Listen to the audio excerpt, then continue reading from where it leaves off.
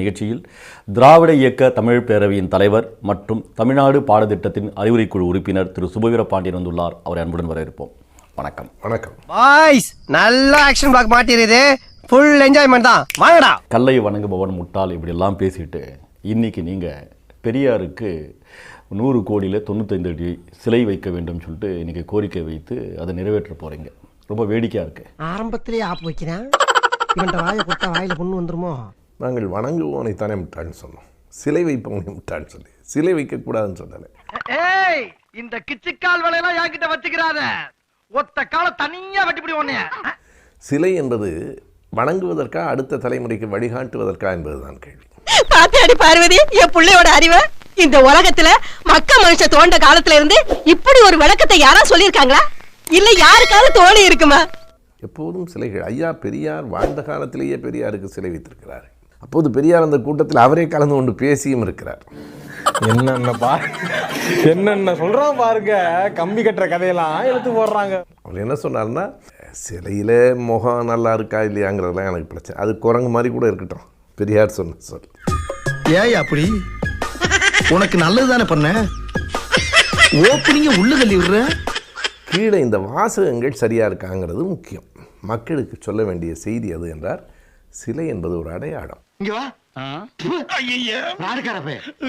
சிலை என்பது எடுத்துக்காட்டு. வள்ளுவருக்கு சிலை வைக்கலையா நம்ம?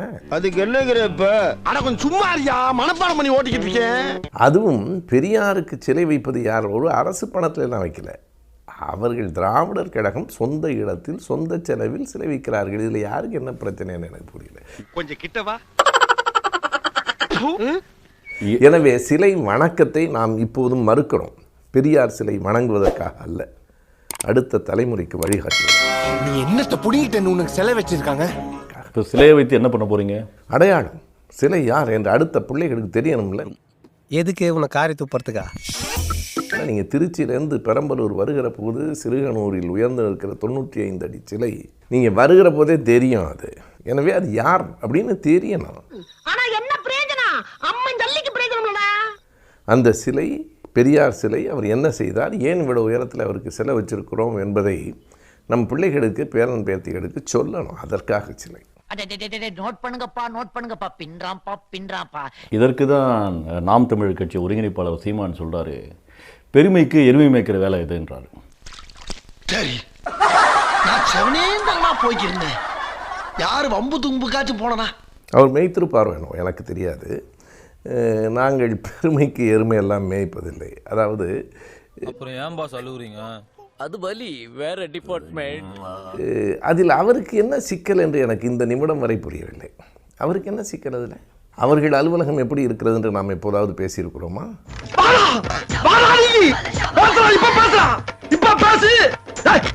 அவருடைய அலுவலகம், அவருடைய வீடு, அவருடைய விருப்பப்படி இருக்கும். திராவிடர் கழகத்தின் இடம், திராவிடர் கழகத்தின் பணம், திராவிடர் கழகம் சிறை வைக்கிறது. தேவையற்றவர்கள் பேசிக் கொண்டிருக்கிறார்கள். நான் விடை சொல்ல வேண்டுமா என்ன? நீ நல்லா இருக்க மாட்டடா, நல்லாவே இருக்க மாட்டடா. பெரியார் எதற்கெடுத்தாலும் பணம் வாங்கக்கூடியவர், அந்த மாதிரி எண்ணம் கொண்டவர். ஒரு விருந்துக்கு போனாலும் பணம் கேட்பார், ஒரு இடத்துக்கு போனாலும் பணம் கேட்பார். செருப்பால் தூக்கி அடித்தாலும் ஒரு செருப்பு வாங்கிட்டு மற்றொரு செருப்பு கேட்கக்கூடியவர். அப்படிப்பட்டவருக்கு 100 கோடியில் சிலையா அப்படின்னு சீமான் கேட்குறாரு. ஆஹா சூனா போனா ஒவ்வொருத்தர் இருக்க வேகத்தை பார்த்தோம்னா அவன் அருமை வறுமைக்கு ஆபத்து வந்துடும் போல் இருக்கடா. ஆமாம், அவர் பெரியார் மக்களிடம் பணம் கேட்டவர் தான். மக்களின் பணத்தை வாங்கி மக்களுக்கு செலவழித்தவர் தான். 2 எலிமருந்து பாக்கெட் வாங்கிட்டேன். எதுக்கு முதலாளி? எலிமருந்து எதுக்கு? பல்லு விளக்கையெல்லாம் கேட்பாங்க. தின்னுபிட்டு சாவரக்கு தமிழ கேட்க. அவர் சேர்த்து வைத்த பணமெல்லாம் மக்களுக்கு தான். பேர் வைக்கிறதுனா கூட ஒரு ரூபா கொடுங்க அப்படிம்பார். அது நல்ல பேரா வைங்க அப்படின்னு சொன்னா அப்ப 2 ரூபா கொடுங்க என்று கேட்பார்.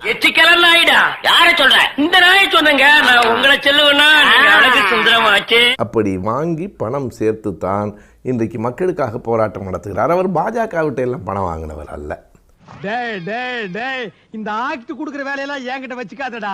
யாரை சொல்றீங்க? நான் பெரியாரை சொல்றேன். இல்ல பாஜக பணம் வாங்கலன்றது யாரை சொல்றீங்க? இல்ல, பெரியார் அப்படி பாஜகட்டையோ பார்ப்பனர்கள்ட்டையோ பணம் வாங்கியவர் அல்ல.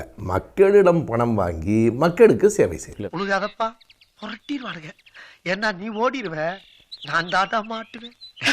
என்னுடைய வாழ்நாள் முழுக்க இந்துக்களை அவதூறாக பேசின ஒரு பெரியார், இந்து கடவுள்களை கடுமையாக சாடிய ஒரு பெரியார், அவருடைய பிறந்த நாளை சமூக நீதி நாளாக கொண்டாடினா இந்துக்களுடைய மனம் புண்படும் அப்படின்ற ஒரு கருத்து முன்வைக்கப்படுது.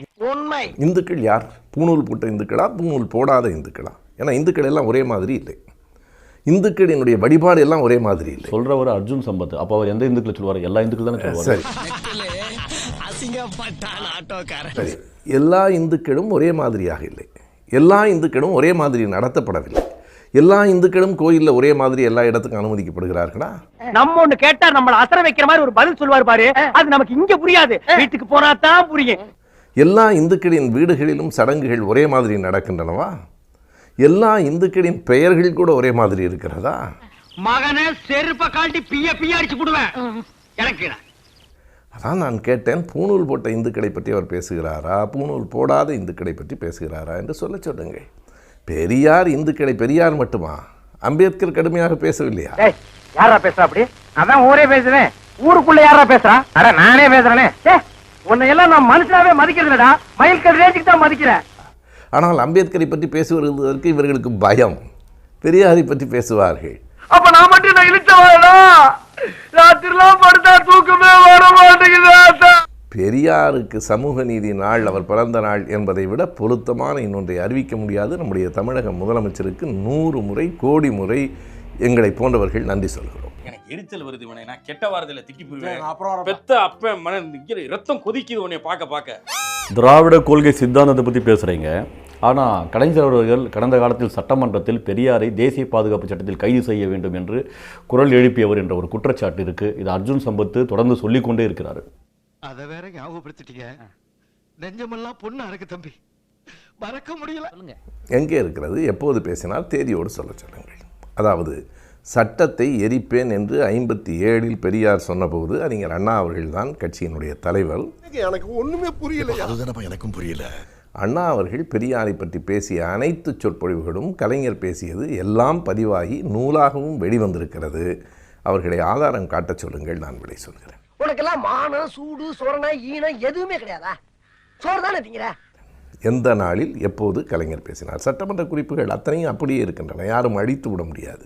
இருந்தால் எடுத்து சொல்ல என்ன சொல்ல வரீங்க? சொன்னாரா சொல்லியா? ஐயோ, எந்த ட்ரெண்ட்ல பேசினாலும் எந்த ரூட்ல போனாலும் விடவே மாட்டேங்கிறானே, நான் என்ன பண்ணுவேன்? கண்டிப்பாக அப்படி எதுவும் நிகழவே இல்லை. அண்ணா பெரியாரை ஆதரித்து பெரியாரை நீங்கள் கைது செய்வது என்ன நியாயம் என்று கேட்டார். சாம்பார் அப்ப எனக்கு அண்ணா சொன்னபோது நானும் பெரியாரும் பிரிந்திருக்கலாம், ஆனால் பெரியார் சொல்வதில் இருக்கிற நியாயத்தை புரிந்து கொள்ளுங்கள். அவரே சொல்றாரா? Very good, very good, brilliant.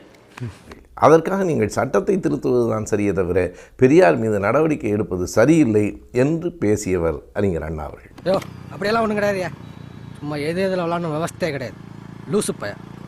சமூக நீதி போராளி பெரியார் அப்படி சொல்கிறதுக்கும் அதற்கான தகுதி பெரியாருக்கு இருக்கா ஒரு கேள்வி வருது. ஏன்னா சுதந்திர தினத்தை கருப்பு தினமாக கொண்டாடணும்னு சொல்லக்கூடியவரை சமூக நீதி போராளி என்று சொல்வது எப்படி ஏற்படுதுன்னு கேள்வி முன் வருது.